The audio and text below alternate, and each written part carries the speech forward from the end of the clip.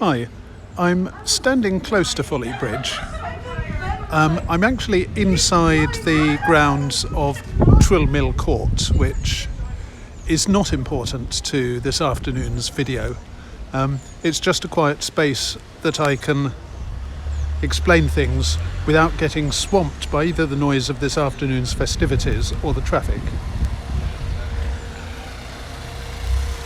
I said than the traffic, but that may not be true. Let me go around the corner.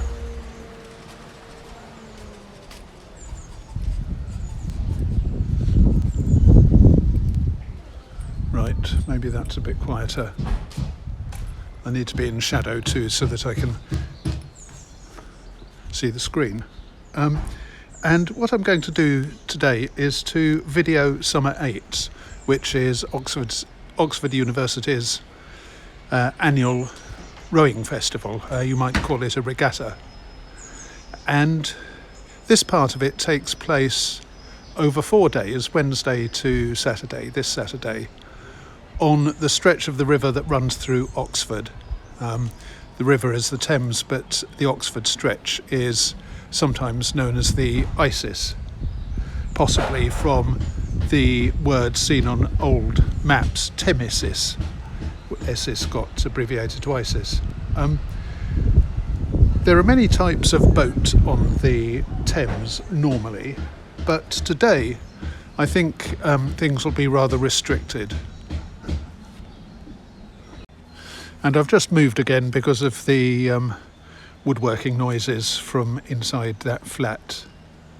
Right, there are many types of boat on the Isis normally, but I think today there'll be a lot of restrictions because it will be very, very hectic and very, very fast. And the main types of boat allowed will be rowing 8s.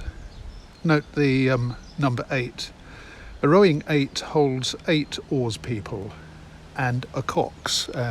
COX, cox is short for a word that is spelt COXSWAIN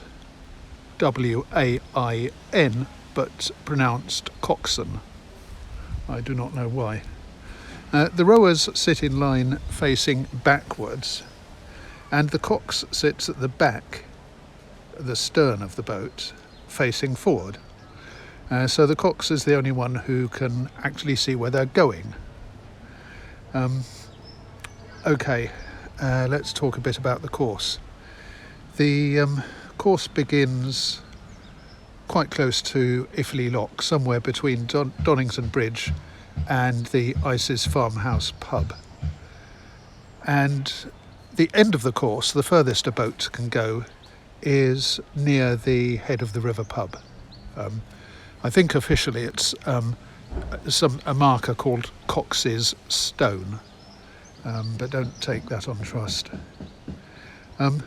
So potentially the rowing demands a lot of strength for quite a lot of time. There's a book about the US rowing team who participated in the 1936 Berlin Olympics. The book's called The Boys in the Boat, and it describes rowing as extraordinary beauty preceded by brutal punishment. And it says that rowing takes the same toll as playing 2 basketball games back to back in about 6 minutes. That's not actually something I'd like to do. I've used rowing machines. I've not rowed in boats because I'm allergic to cold weather, but I can believe that it does demand a lot of strength and endurance and other things. Probably what the students are doing here is not as strenuous as the Berlin 1936 Olympics, but it's still, I'm sure, something that I wouldn't be able to do. And the book goes on to say that because of the quick build-up of lactic acid, muscles often begin to scream in agony almost from the outset to a race, and continue screaming until the very end. So your muscles are screaming all the time, all the way from near Iffley Lock through a bendy region called the Gut, which I'll get onto a bit later, all the way up to the head of the river pub. But the rowing doesn't just need strength, it also needs sensitivity and teamwork. All the oars have to enter the water. The blades of the oars, or the tips of the blades, have to enter the water at the same time. If that doesn't happen, then force is dissipated and people sitting next to the errant rower may be thrown out of sync. You may have heard the expression catching a crab.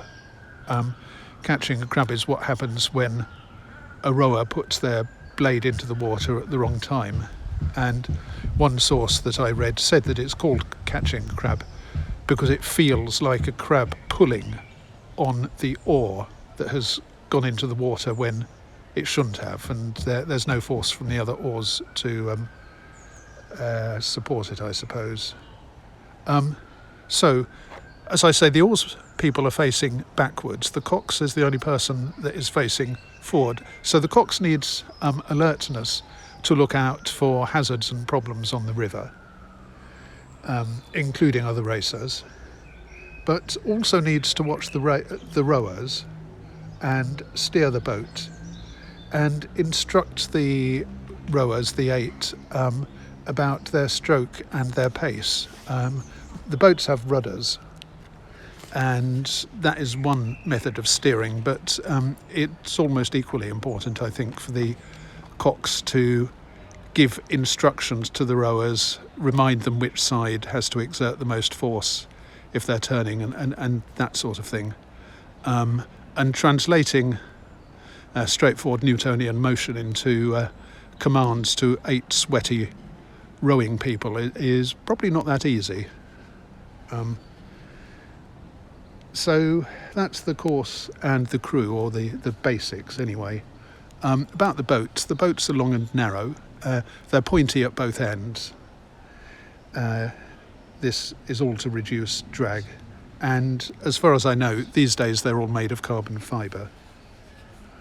And I gather that they're actually quite strong, so stories you may have heard about one boat piercing another and going right through it are probably untrue. Okay, the race format now. How are the boats arranged on the river? Well, where is it? Here is a quote from Tim Koch from a blog post he wrote. He's a rower. A blog post called Hear the Boat Sing. And I'm going to quote it more or less verbatim. "It is a truth universally acknowledged that the British, if they can, will take a perfectly sensible sport and devise a race which follows these conditions." Okay, let me move away from the bloody building noise again. Right, let's try here. Okay, Tim Koch, Hear the Boat Sing. Right, "It is a truth universally acknowledged that the British, if they can, will take a perfectly sensible sport and devise a race which follows these conditions. Its rules are almost impenetrable to an outsider. It is so potentially dangerous that if invented today it would be banned. There is a clear hierarchy that is very difficult to challenge. It has its own nomenclature and arcane rituals. And the spectators can drink lots of alcohol in very pleasant surroundings and treat watching the race as an option." Now, as far as I know, the boathouses still have their own bars, and when I checked the boathouse regulations this morning, the bit about the alcohol ban being lifted today was still there. So I think people will be drinking lots of alcohol. Some of it will be beer. It's very easy to transport a standard-sized beer barrel to a boathouse. Some of it will be Pimms, which is this gin-based drink drunk at garden parties with loads of fruit in it. Pimms number 1. Okay, so Tim Koch is having fun there with the rules of what I'm going to describe next, but which is called bump racing. But he does acknowledge that bump racing is actually a brilliant way to organise boat races, given the nature of the Thames. The problem is that the Thames is very narrow. There are 45 colleges in Oxford. Some of those are graduate colleges, but even if you separated the graduates out by age or strength from the other rowers, you'd still be left with something like 35 boats that had to go side by side if you wanted to race all colleges against each other, and there isn't room. Maybe you could fit 35 boats side by side on the Nile or the Amazon. I've never been there, but you can't do it on the Thames. So they invented what are called bump races, and the idea of bump races is that the boats go in a long line, and each boat has to try to catch up with the one in front of it. So it's still a test of speed, because the boat behind has to race as fast as possible.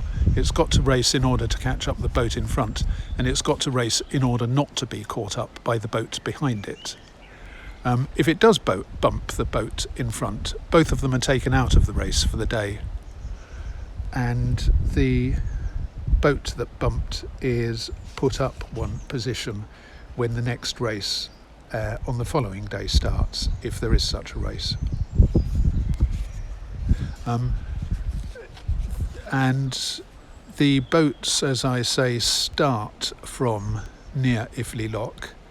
Boats are tethered to the bank by what are called bung lines until just before the race, and then there's a starting gun or a starting cannon, and then they're off, and they're proceeding at maximum speed up the river. There are some other rules, but you don't really need to know those. If you're a rower, you'll need them. If you're a rower, you'll know them anyway, and if you're not, you'll still get the basics from what I've said, plus watching the race. It is going to be unbelievably hectic.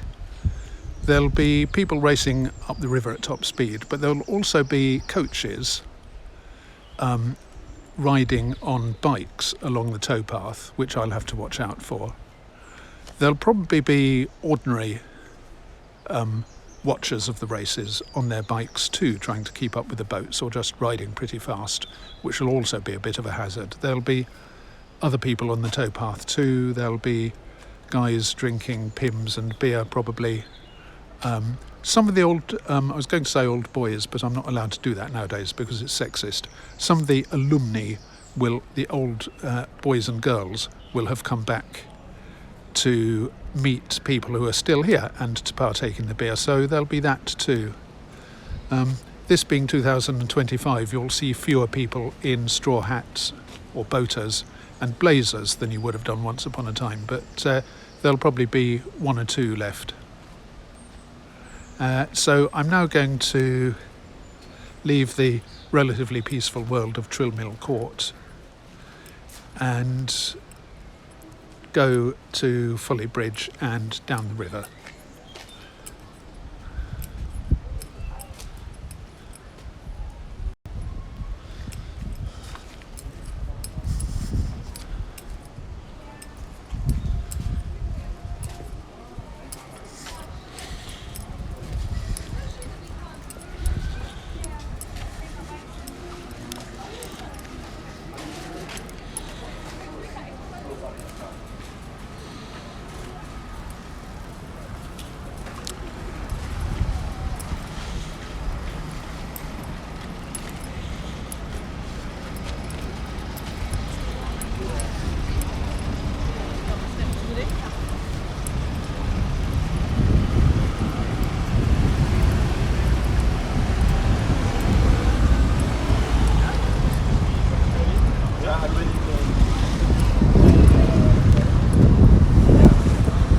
And I'm sorry, there's a very strong south wind. That is a wind coming from the south.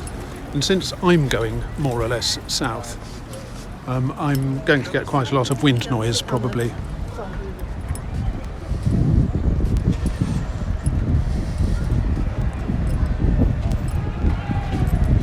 Right, well, this is the head of the river pub, and although it takes no direct part in the races, it will undoubtedly be consoling people who've not done as well as they wanted, or helping people who have celebrate. And it's worth saying that the winners of the race are called the head of the river, and they celebrate by burning an old wooden boat. I don't know where the wooden boat actually comes from.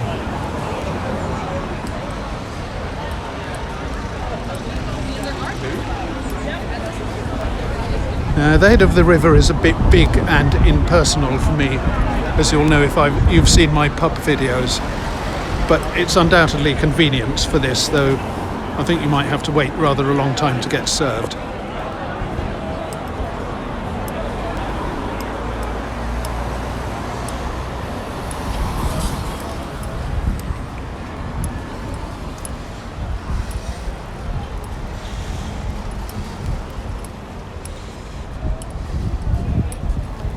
So that's my first sight of the river, and an expert would probably recognise that the arrangement of boats is different. I think there's a fair amount going on outside the boathouses, but I can't really see from here.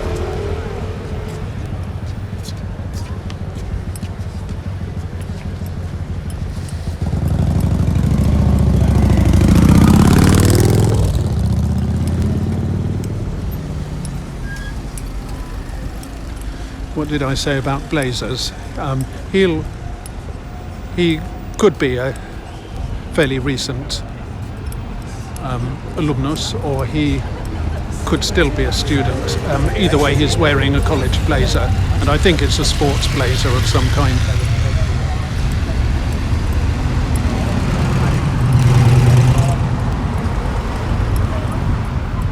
It's now 2:00, and I think the last race starts at round about 5:30. So there's plenty of time, as you'll know if you've seen my Donnington Bridge videos, for me to walk down to Iffley Lock and see the start of a race.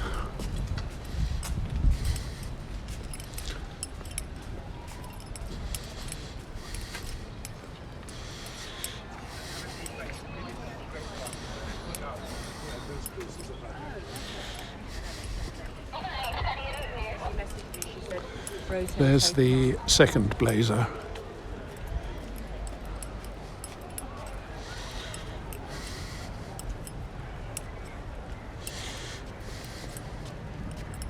That'll be, I think that's an Oxford River Cruisers boat, and it may just be watching the events, or it may have been told to stay out of the way until a race has finished.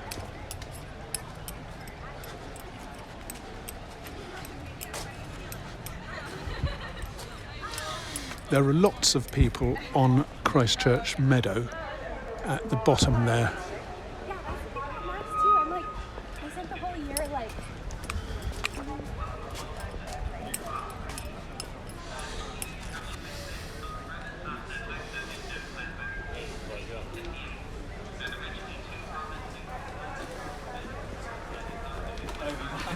I kept it away from the tent, so I thought I was going to set fire to all the hydrants. We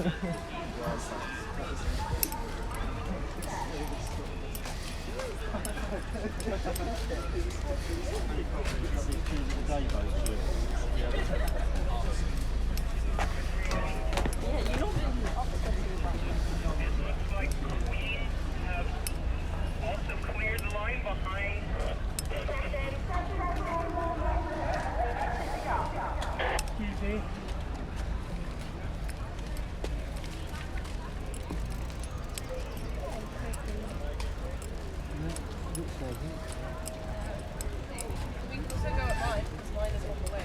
Really? Yeah, let's just go there. We literally passed by mine. Right, that's true. It's so convenient.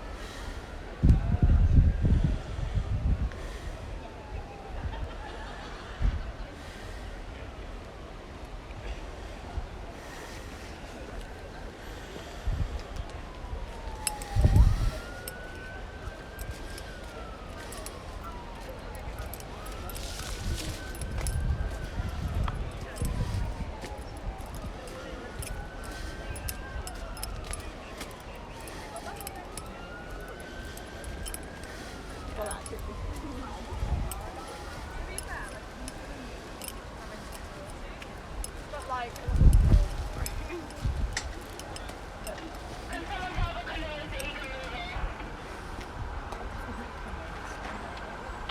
So that means they're all past. Yeah.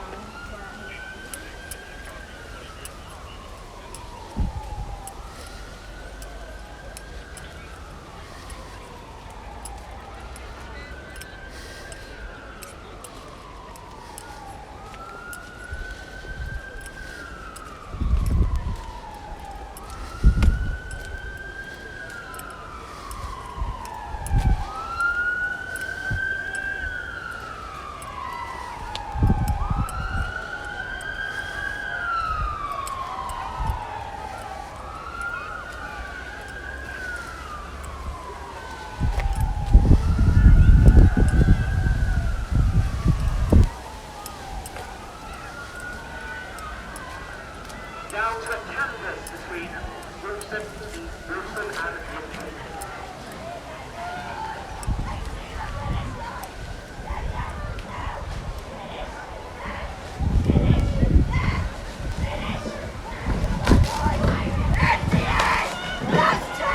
That's the cocks. They're trying to bump.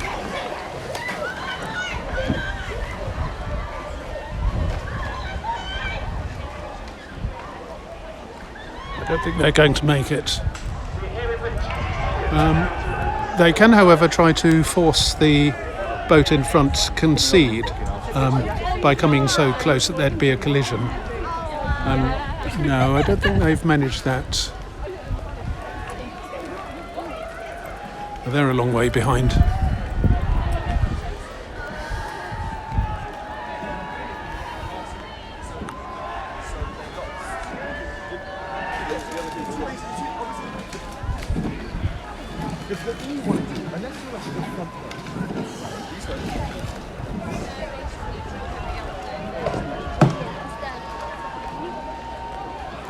Different seats in the boat feel different and have different functions. We are expecting women's division 4 to set off at 2:23.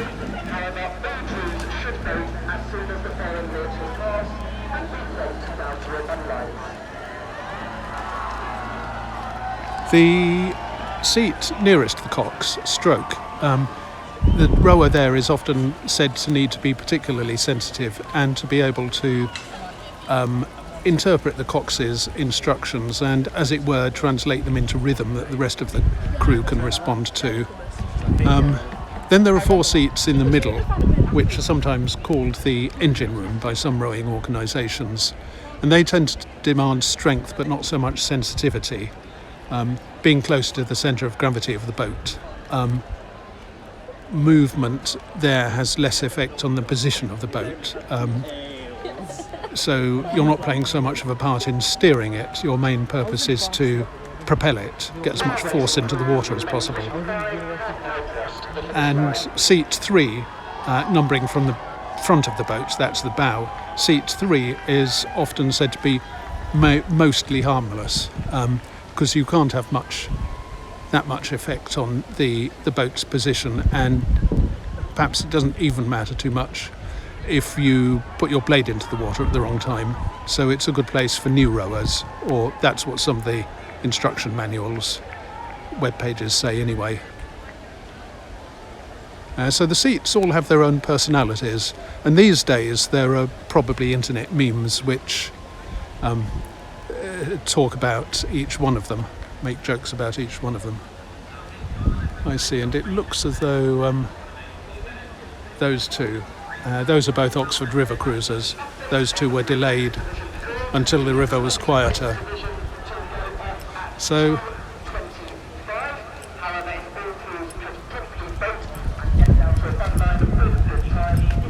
it's a big traffic steering exercise. And there's the Salters. They're always the big ones.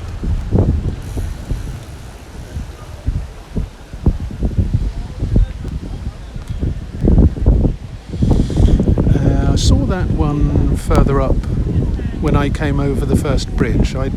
Wild Lady. I don't know whether that's a private or chartered boat or what.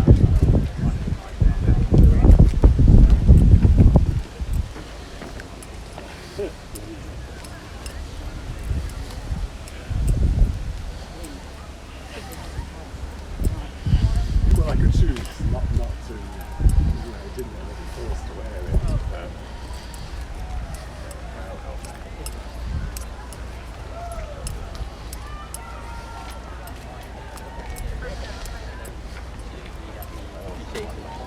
It's a little bit blowy, as I said earlier, and occasionally enough cloud gathers that it looks as though it might rain, but on the whole it's a pleasant afternoon and just right for treating spectating as optional and drinking loads of alcohol.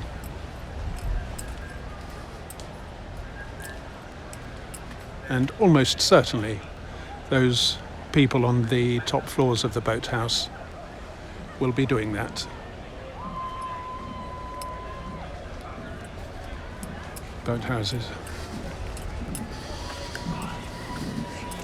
Of course, we still have the river's other inhabitants, including the narrow boats, those orange converted oil rig evacuation boats and all the rest of it.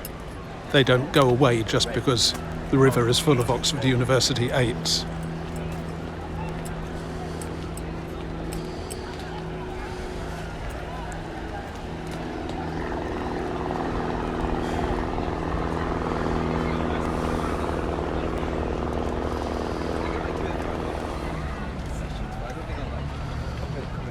Yeah.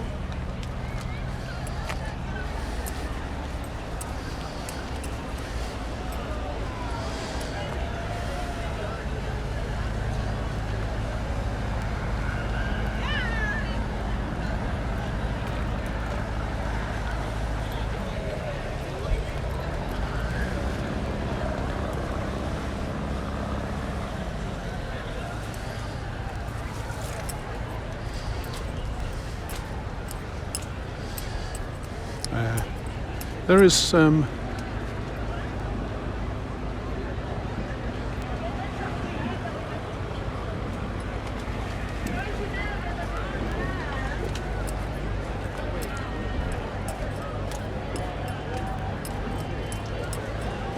in a single person boat, and I believe technically that is called sculling.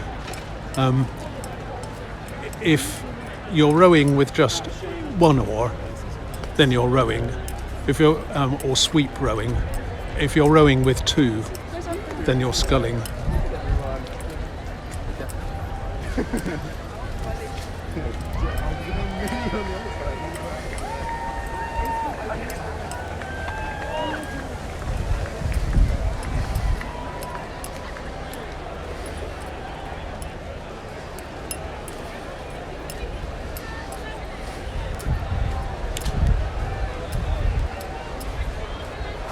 Announcing the results of a penalty of consideration in Women's Division 6 against Wolves 4. The result is 4 bumps stand as announced. The race time is 2:11. If you would like to appeal to the SU, you have 10 minutes, citing which form you wish to appeal on. That is, penalty of consideration in Women's Division 6 against Wolves 4. 4 bumps stand as announced. No way.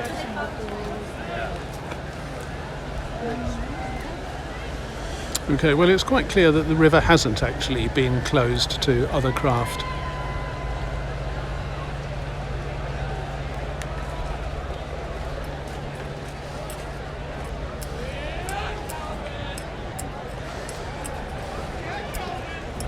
Now, you may ask why they're rowing in the wrong direction. And although I've never really thought about it, I suppose they do actually have to get from where the boats are kept, which is here, to the starting position. Because I don't think there's any boat storage down there. And Billy was like, yeah.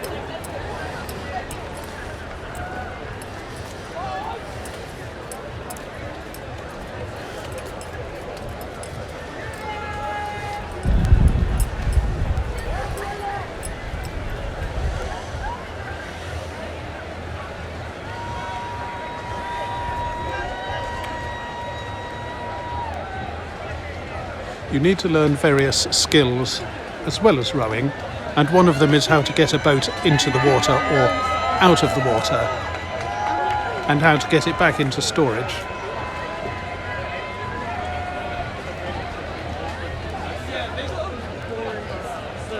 No, it's actually equipped quite nice. It's multi-layered, and you can actually go inside. Sorry. Yeah.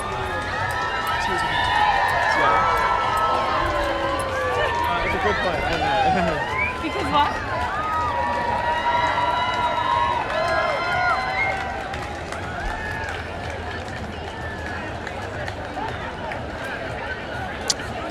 I think they're cheering on their crew who is just about to land. Yeah.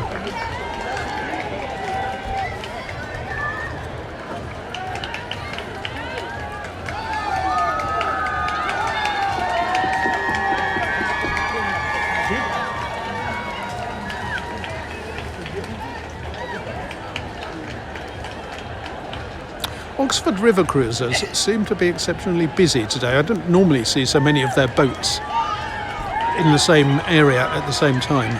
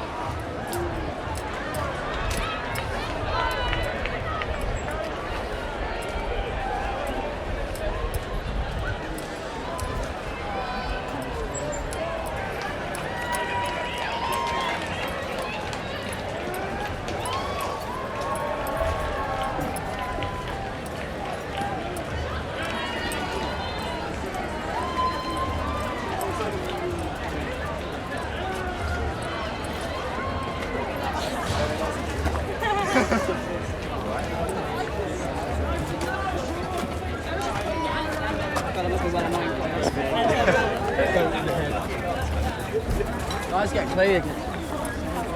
Well, there's certainly alcohol in evidence.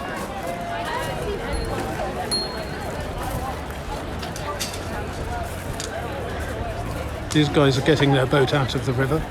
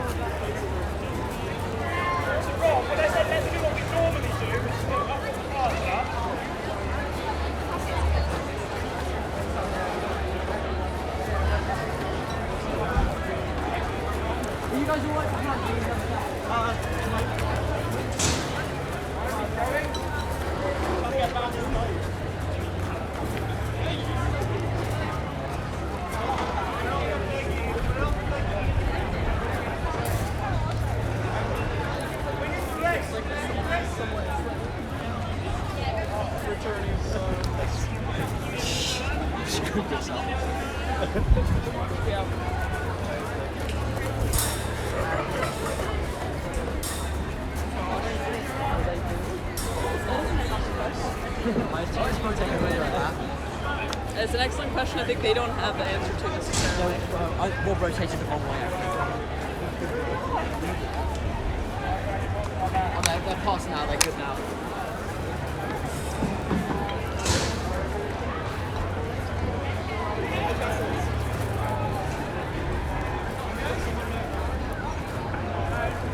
So this is outrigged in the sense that it's got lateral bits extending off to the outside, and in this case they're rowlocks, they're there to hold the oars.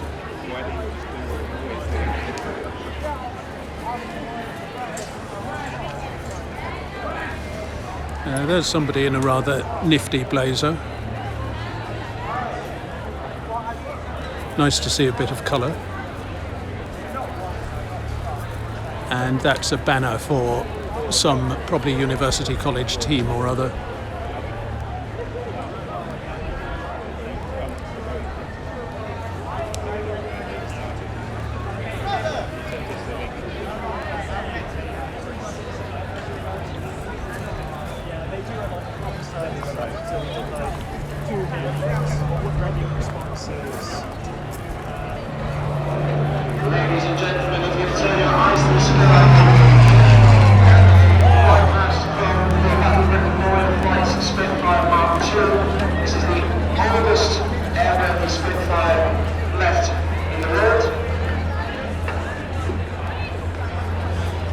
That was a Battle of Britain Spitfire, apparently. I think I missed it, sadly.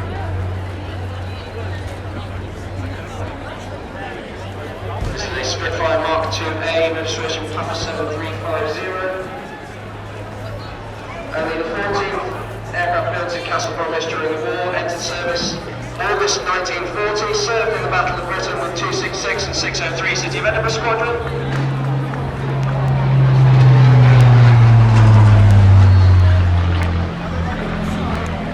Served a crash landing at Broadchurch in October 1940.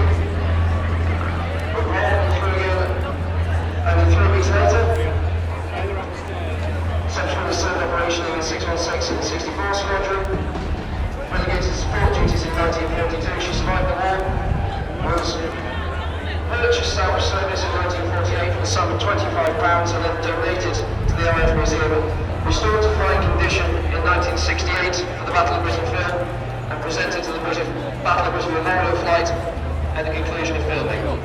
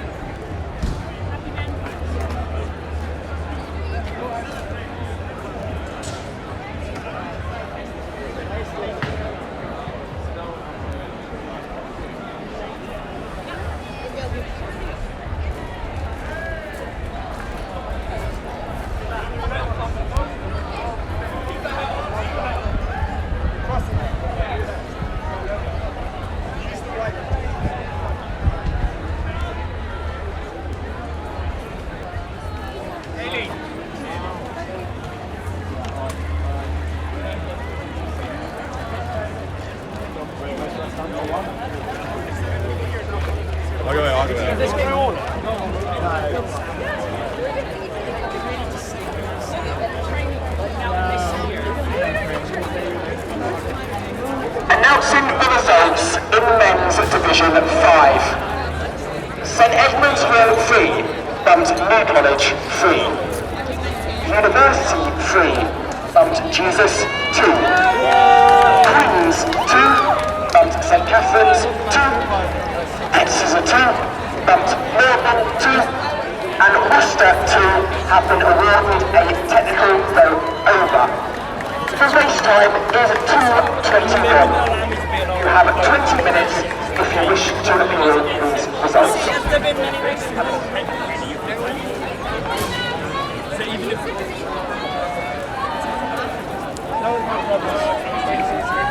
So that's the announcement. That is, race time is 2:21. You have 10 minutes if you wish to appeal these results.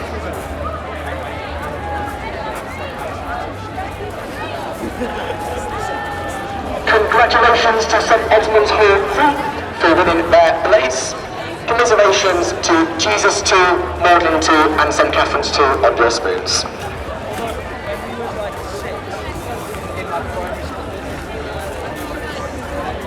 There does appear to be alcohol up there.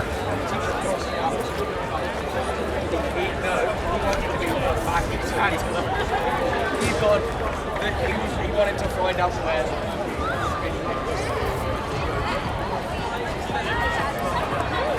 With Women's Division 4 coming up, let's have a reminder of who is racing. As our sandwich boat, we have Wolfson 3, who will be chasing St John's 2. Reuben will be chasing Brasenose 2, looking to win their blades. Lincoln 2 ahead of them on bun line 9, looking to avoid spoons. Keeble 2 will be on bun line 8, chasing Worcester 2 in hope of winning blades. On bun line 6 we have Green Templeton 2. On bun line 5 we have Linneter 2. On bun line 4 we have Magdalen 2, who will be chasing Wadham 2 on bun line 3. Oriel 2 will be on bun line 2, and Christchurch will be looking to row over on bun line 1. Best of luck to all racing crews.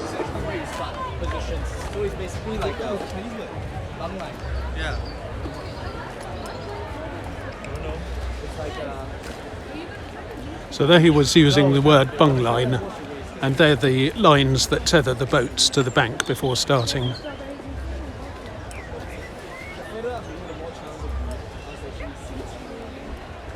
These, I suppose, are part of the public address system.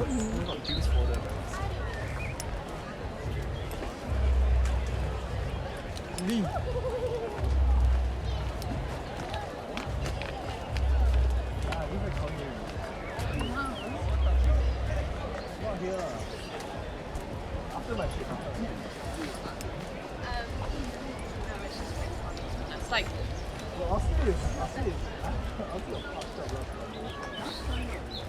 we're doing our M&A box, and then suddenly the news popped on the phone. Then Austin opened up his phone.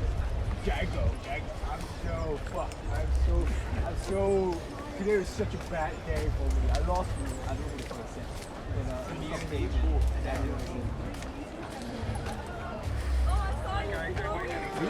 I think I did. I was going out.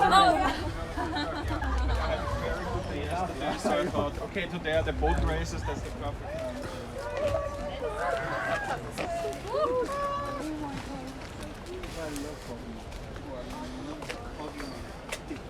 No, understand what you're saying.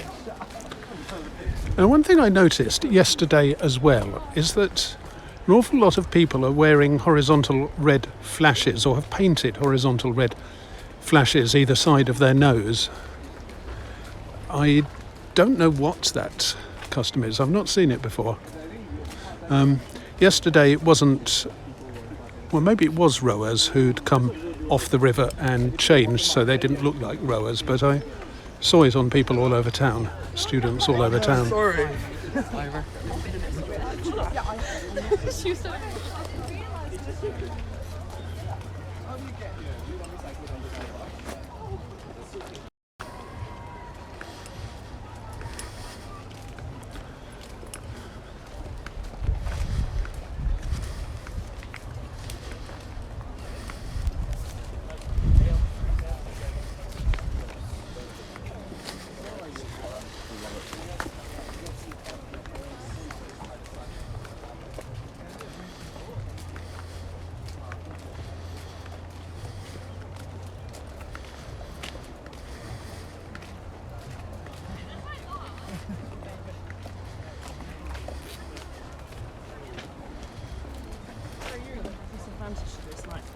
We're right behind our speakers.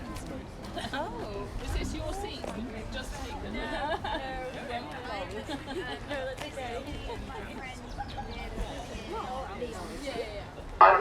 The 1 minute gun for Women's Division 4 has been fired.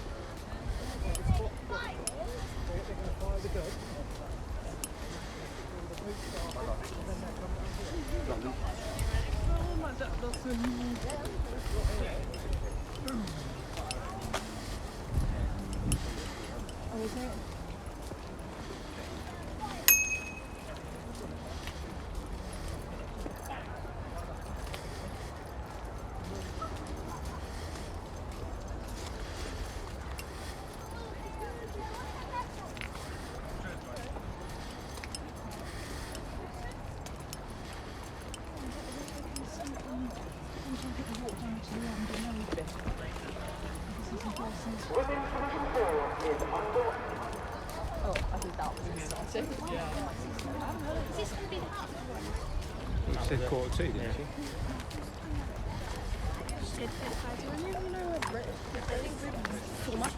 I enjoyed her. Right, good. Now I'm close to a bendy bit of the river called the Gut, and that is going to give me a decent view of competitors coming up from there. So I should see most of the women's division come through. Oh, that's a while, right? So you got a wee while,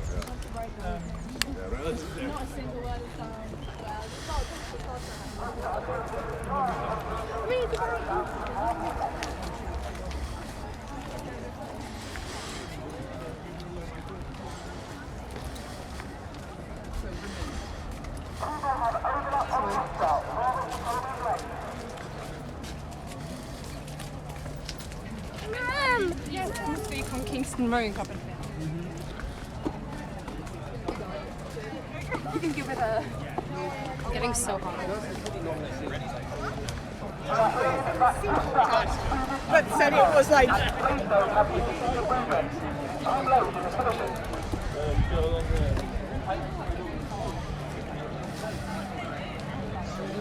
We are still expecting that the first two out of the duck will be Christchurch, being chased by Oriel. Well, as you can see, I'm not the only person who's thought of enjoying the view from the Gut.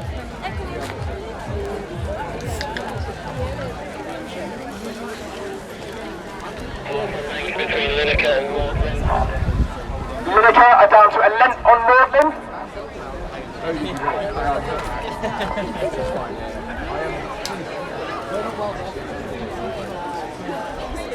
We are seeing the first two out of the Gut is Christchurch, with quite a lot of clear water behind them.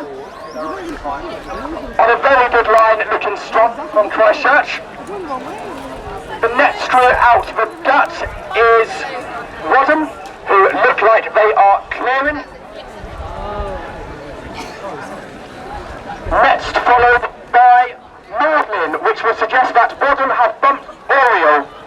Coming out behind Nordlin, we are seeing Lineker, who are down to about half a length. Lineker chasing Nordlin down Greenbanks. Yeah, Marlon! With quite a lot of clear water behind that, the next crew we are seeing out of the Gut is GTC. Come on, Marlon! With quite a lot of clear water behind them after Kilgore bumped Worcester. We are hearing at the back of the division, Wolfson have closed Johns down to a length.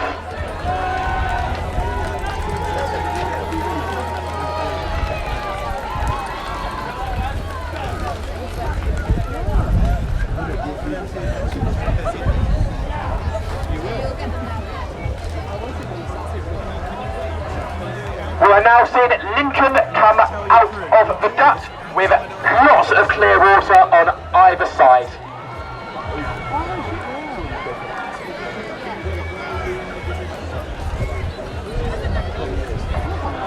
We are hearing that's half a length between Lineker and Morgan. We are now seeing John come out of the Gut, who are being pursued by Wolfson.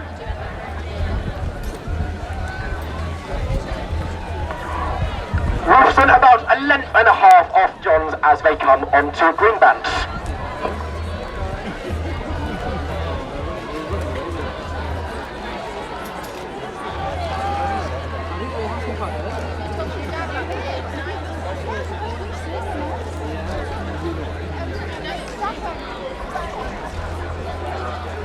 Johns looking nice and strong as they come down Greenbanks, starting to open up the gap behind Wolfson.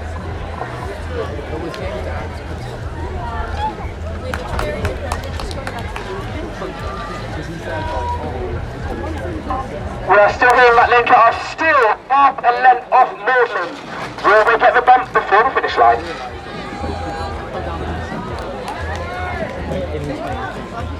Will they catch up? Will they bump?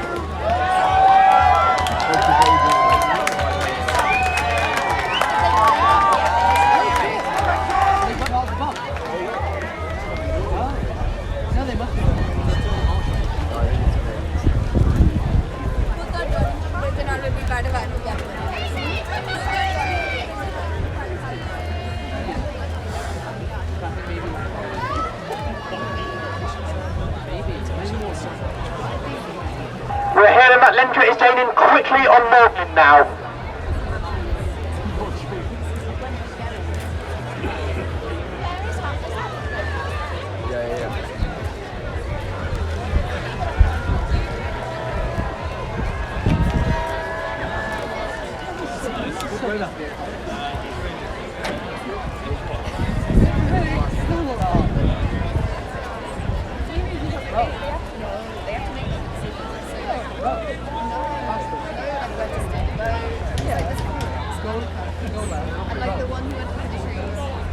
I think he was something. I think Boathouse Island is. No, there was a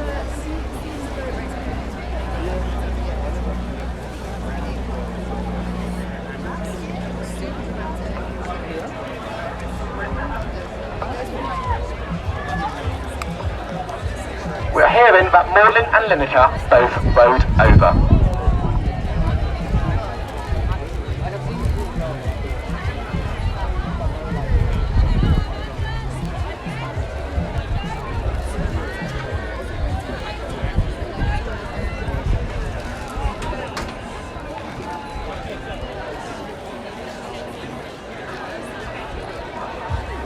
Announcing an appeal in Men's Division 5. St Catherine's College, Queen's College and Worcester are all requested to send representatives to race desk to give evidence. Thank you. And Brasenose, please return to correct circulation. That is on the Towpath side, heading upstream whilst you are on the top step above the deck.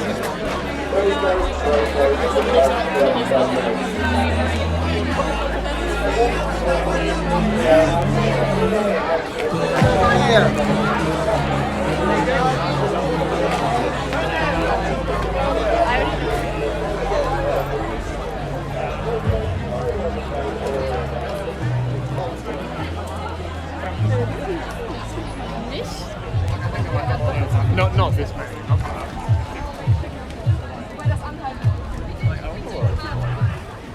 Like, Grad scheme.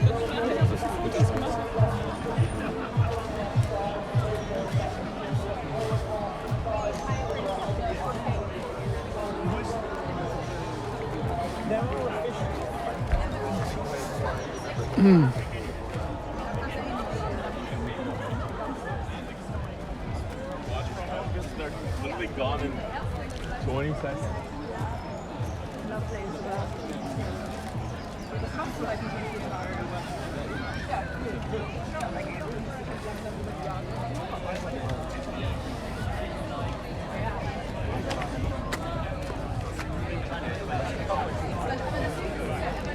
Yeah, so like at the end of the day, you're gonna get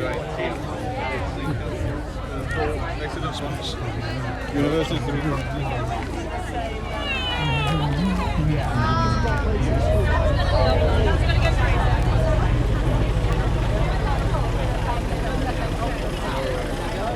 She's poker boxing.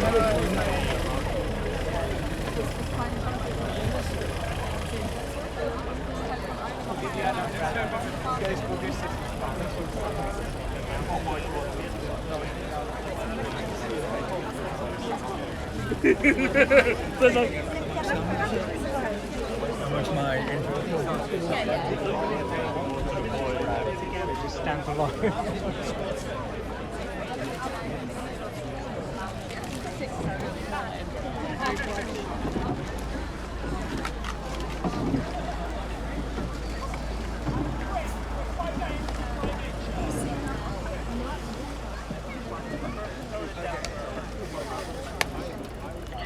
Yeah, who are the goodies, who are the baddies? Christchurch suck, so do Oriel. Yeah, What's wrong with Christchurch? I think most of them.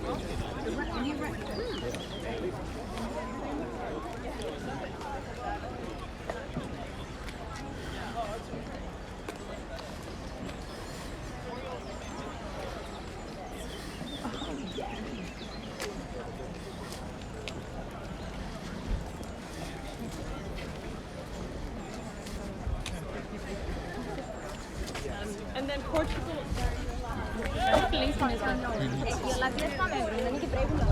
Now, I'm going to get out of the fray for a moment because I want to talk about the gut. I heard somebody saying, I think it might have been that commentator, they're really opening up the gut now. And I must say that I wouldn't mind a few pints of beer because that would really open up my gut. But I don't think that's what he meant.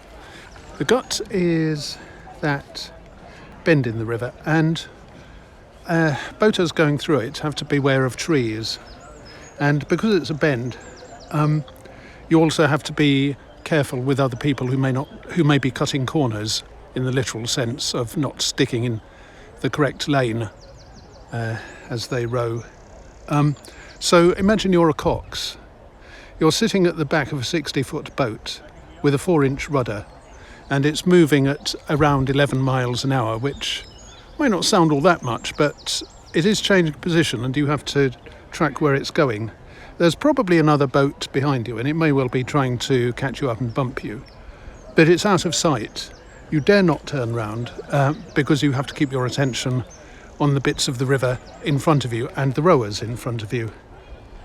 And amongst other things, you've got to make sure that your rowers, your crew, your 8, stick their blade tips in just deep enough water next to the bank. They need not to be so close to the bank that their blades won't actually go deep enough, but you don't want to be too far out.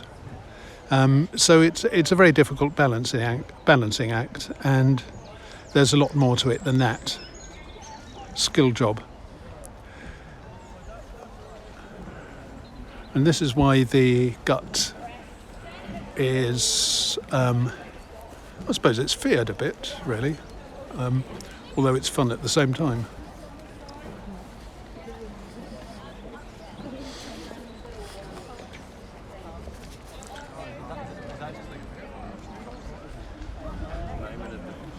The coxswain gets lurched back. I just heard somebody say coxswain rather than cox. I never grew up learning to speak the word cox or coxswain naturally, as it were.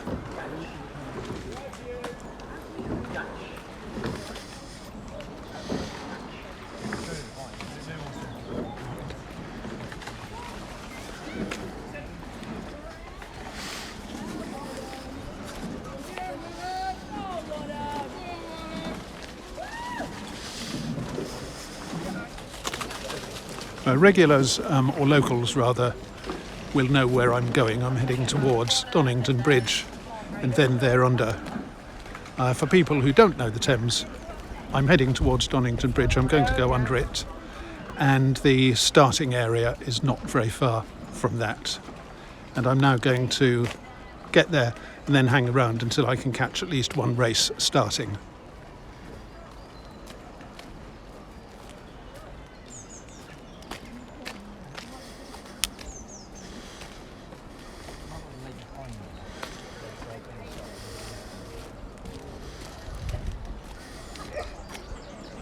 Wow, that's impressive.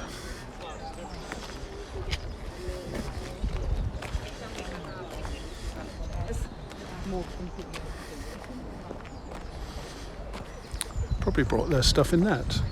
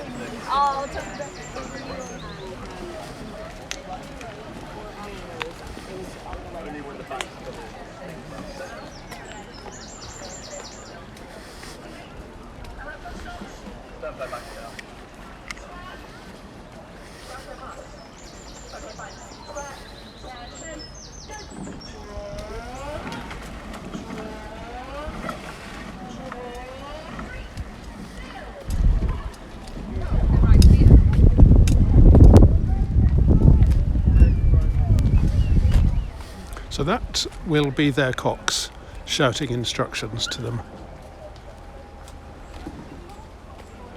You hear how she helps them keep the time, keep in sync.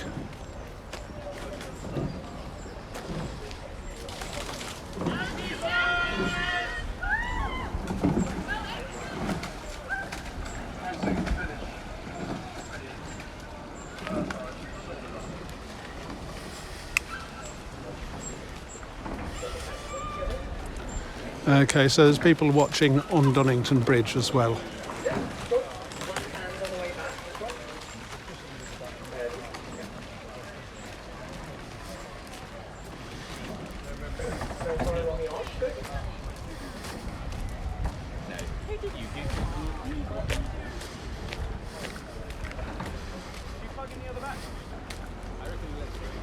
That's great.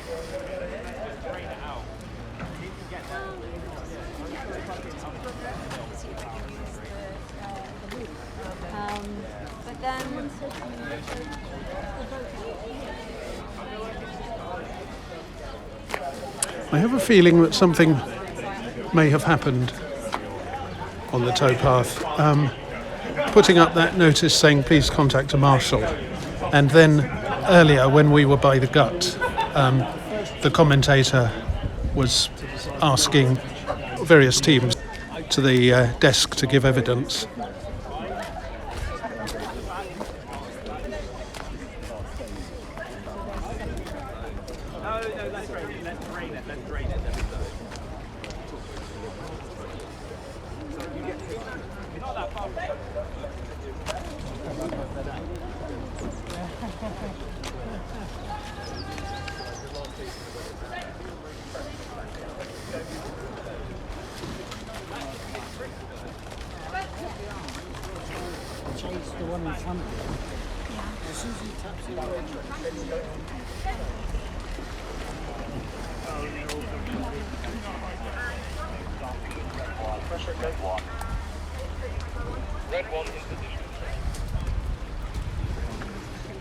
Striking 6 harder, 5-7 easy there, go. Well, I think it would be really good. Easy there, boys. Stroke side, push off the back, go.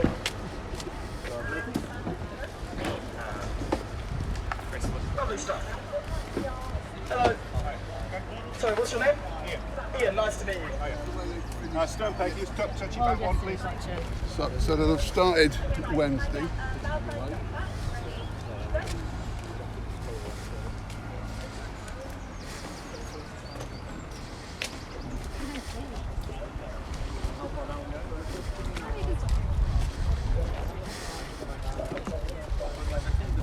Like she wouldn't do it, like she wouldn't.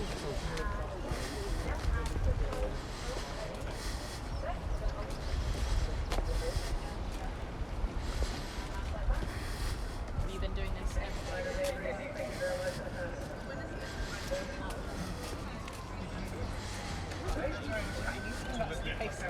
back to the process?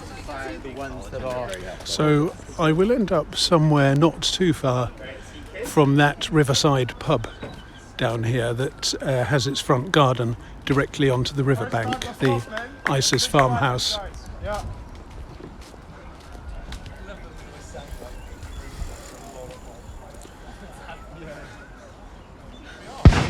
That's the 5-minute gun. They're trying to get the division on in time. So that, I think he said, is the 5-minute gun. They want to get the division, that is the group of boats, out in time. There isn't much time between events and things can go wrong. So they're very keen for all the crews to start as soon as they should.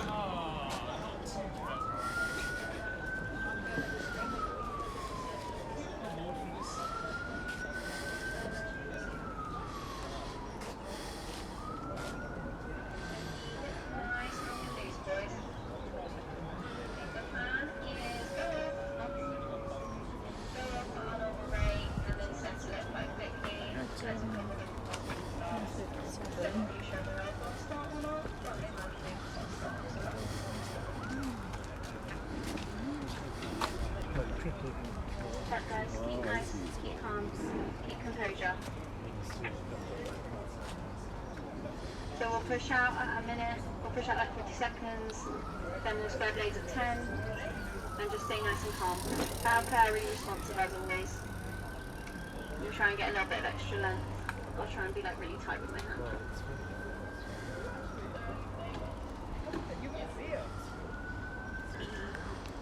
Such icons. Huh? Guys, where are you heading? Okay. Can you go any quicker? Yes. Thank you.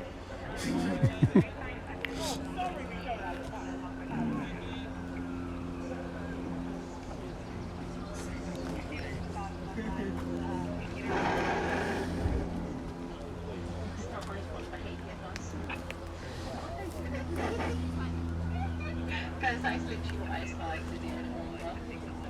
I feel like just going in the meeting absolutely chaos. You're 60.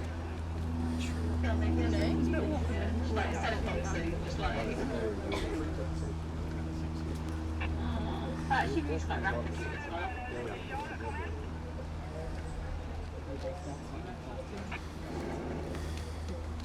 Thingy for blades. Can you imagine? It would be quite sick.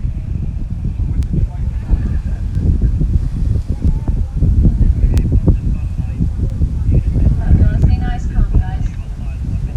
Nice and relaxed. You can do it. Had a great week. We rode so hard. Okay, I'm going to pass this top down the boat as well. You have to bump the boat at the end. See any bumps you should receive. Yeah, exactly.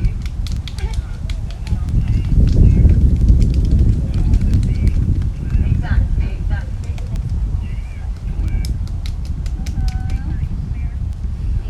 guys. We are rapid.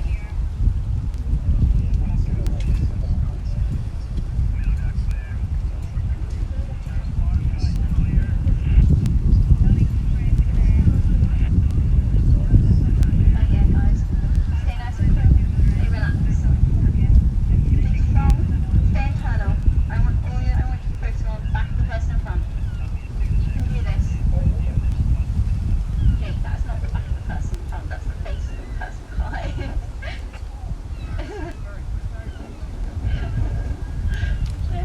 See what's been distracting you. I'd put that back if I were you. We're just waiting for that tiny little boat to get down towards the pub. And as soon as they're far enough down, we'll have a music guide, okay? Yeah. So they are just timing according to the other boats that are on the river. They are just waiting for that slow one to get down by the pub before they have the minute gun. I think to go up to race desk and then we just Boathouse and then the forest. Yeah, stay nice, calm, and internal, guys. Relax. Long and loose. Set the boat, guys. Keep it easy there. Nice and relaxed. Nice and chill. Yeah, that's Sunday. Having a pizza party on Sunday, actually. You can come if you want, making pizza dough. It's going to be in our flat oven though, so I'm not quite sure Java is really up to like. What do you put on pizza dough?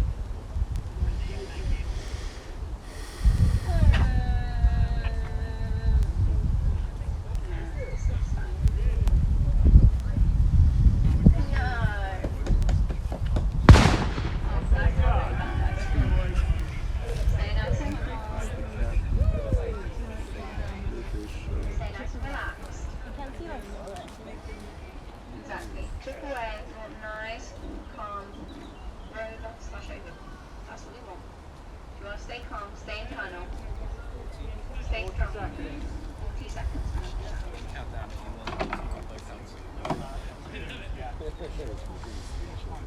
30. No. Yeah. 25. Little one cap. Sorry. Another one cap. 20. And little one from 2. 15. Little one from camp. Little one from 2. At front stops. Little one 10. from bad head together, very good. Square up. 5. Square up, boys. 5. Little one from camp. And go! Sit up tall, boys. Nice and strong. Sit up tall. Keep up hands around.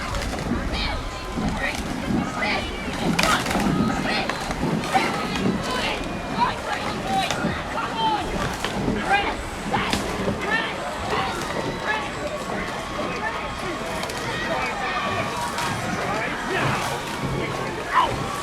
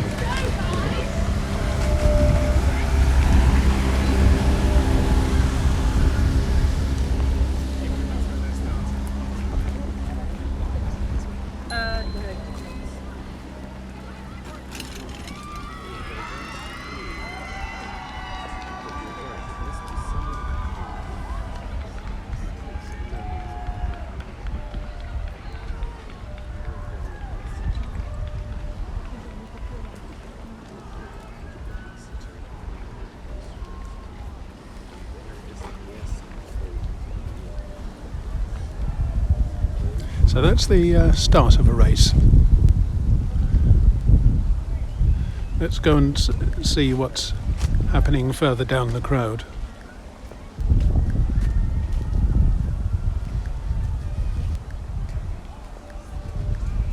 I need to go.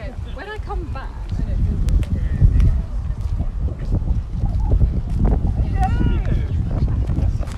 Sorry.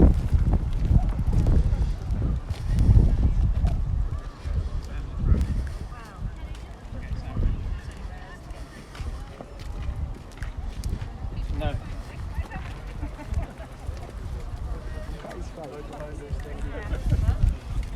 good.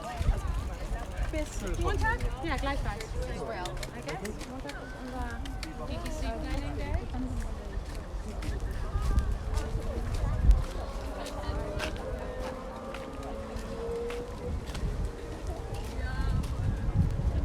That's where, because I think today's.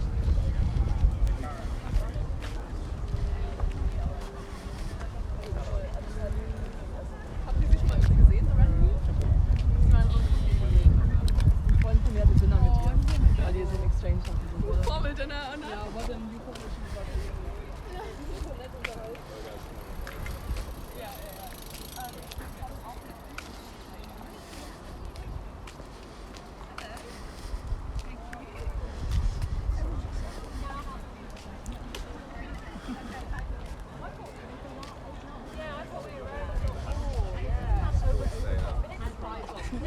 Got the job done nice and quick.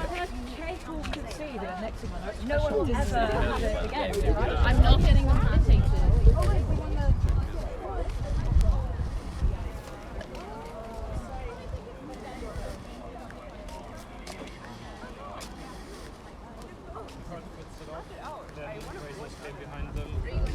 Maybe two brace nose, but gaining on them.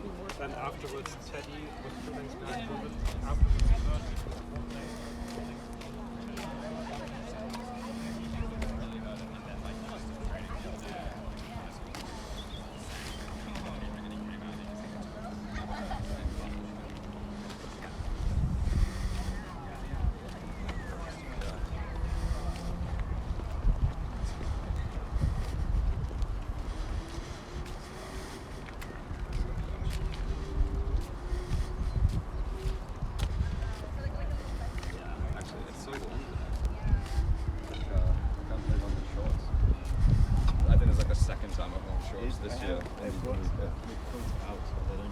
Yeah. I've got my jumper. You always have to have your jumper coat.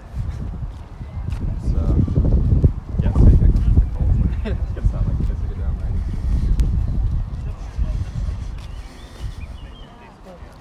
Yeah, I mean, it helps because he's moving with his girlfriend to Scotland.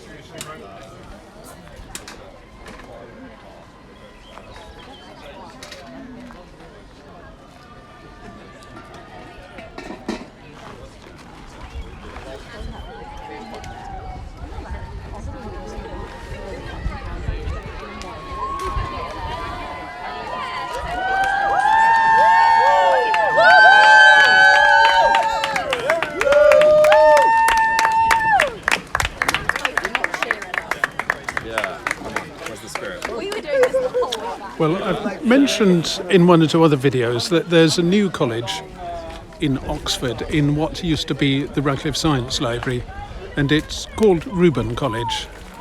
And the printout on the fence there said Reuben College, so they must have set up some sort of temporary boathouse for them, and presumably they're participating in the race.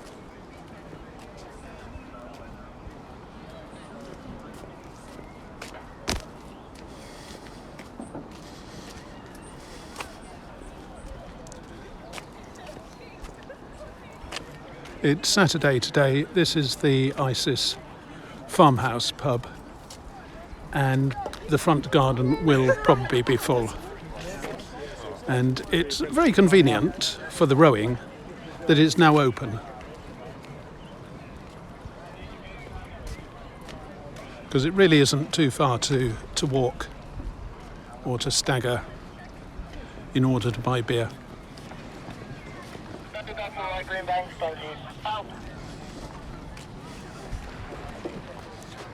So that is the Isis Farmhouse.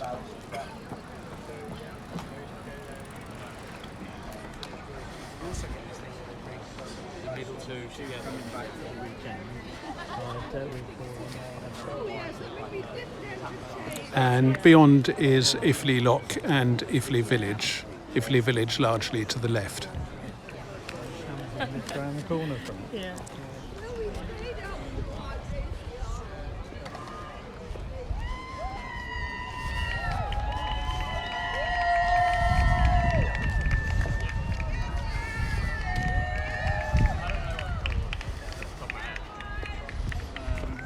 Never been in it, you know what it's like.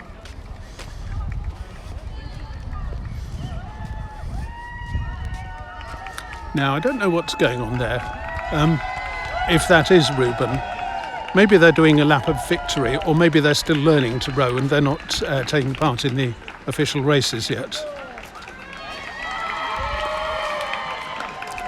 But whatever it is, people look pretty pleased with them, because I've just seen somebody spraying a bottle of champagne over them.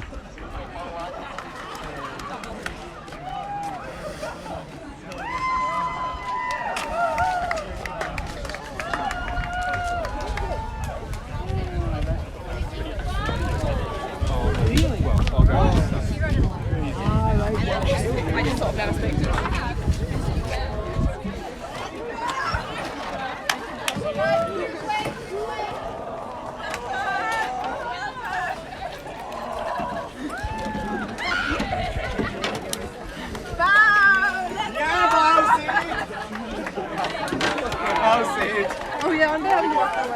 Yeah, excellent. That's how it's done.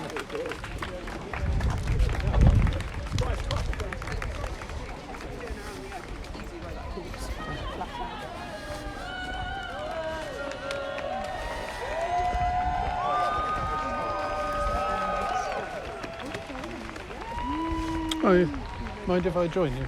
Yeah, go for it. Thanks. Okay, so what I'm going to do now is to hang around the starting area until the next race, so that we can see more shots of them taking off, and I will close everything down until that happens.